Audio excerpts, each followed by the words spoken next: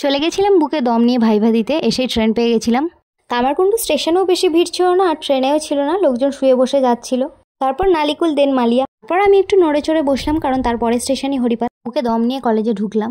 দেখি বিশাল লম্বা line result নেওয়ার জন্য। পরীক্ষা বিন্দাস দিয়ে একটু ভুট্টা ভাজা খেয়ে চলে গিয়েছিলাম তারকেশ্বর। এই যে হরিপালের পর কৈকালা স্টেশন।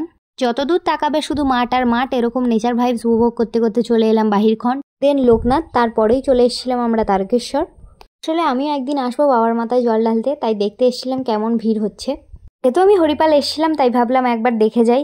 এই যে কেউ কেউ জল ঢালতে যাচ্ছে, আবার কেউ কেউ শাওড়াপুলি থেকে জল আনতে যাচ্ছে। স্টেশনে অনেক টিটি, আমার মতো পাবলিকরা টিকিট কেটে এসো, নাহলে খবর আছে। ফেরার সময় দেখলাম স্টেশন একদমই ফাঁকা, কিন্তু কাপেল অবশ্যই থাকবে। আসলে এটা হিংসা, নিজের বয়ফ্রেন্ড নেই বলে, তাই ময়না পাখির মতো মুখ করে চলে এলাম বাড়ির পথে। দেখতেই পাচ্ছ হরিপাল কলেজ। আসলে আমি এই জন্যই এই কলেজে ভর্তি হয়েছিলাম, টাকা বাঁচানোর জন্য।